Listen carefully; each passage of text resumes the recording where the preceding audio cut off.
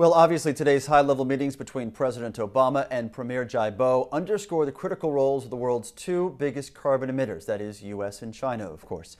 But while the U.S. is moving slowly on introducing, much less actually passing legislation to curb its CO2 emissions, China simply announced its proposed cuts, pledges to reduce its carbon intensity in years to come.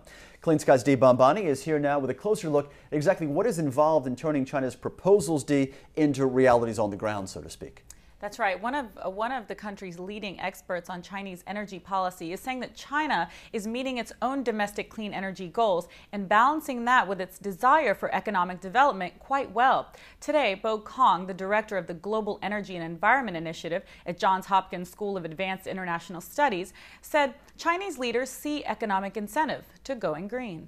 A new administration took power in China under Hu Jintao and Wen Jiabao. This administration is different from the previous administrations, is confronted with a different set of problems. Instead of just focusing on economic growth, this administration is forced to deal with consequences of economic growth. Not that economic growth is not good or not important. Nevertheless, this administration does look at the situation differently.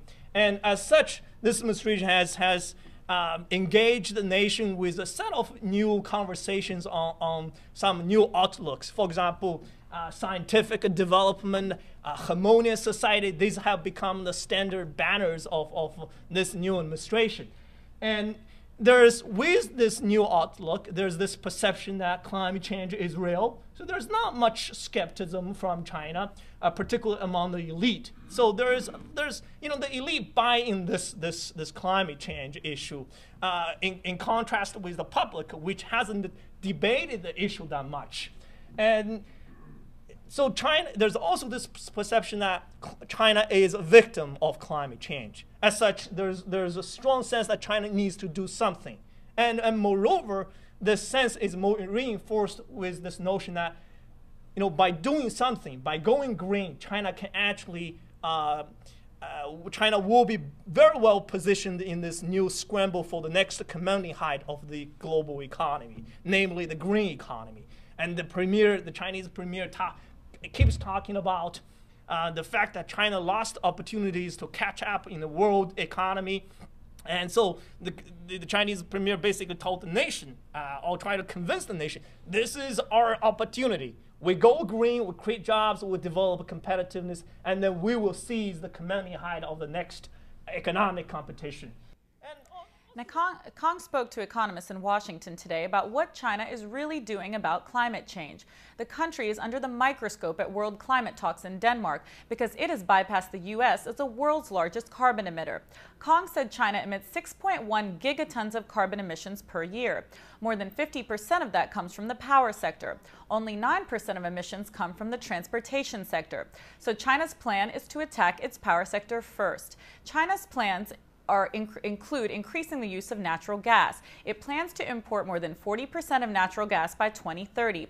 Kong said China is advancing global goals just by setting domestic ones. For example, China wants 15% of its power to come from renewables by 2030. 20 gigawatts would come from solar photovoltaic power. 100 gigawatts would be generated by wind turbines. 300 gigawatts of energy would come from hydropower. Now, Kong says that's an overture to the world because right now, China generates 68% of its power from coal, 18% comes from oil, and 3.8% comes from natural gas. But only 0.8% comes from nuclear power, even though 22 plants are now under construction. Now, before the discussion, I spoke with Kong about a remedy for the discord between the U.S. and China in Copenhagen.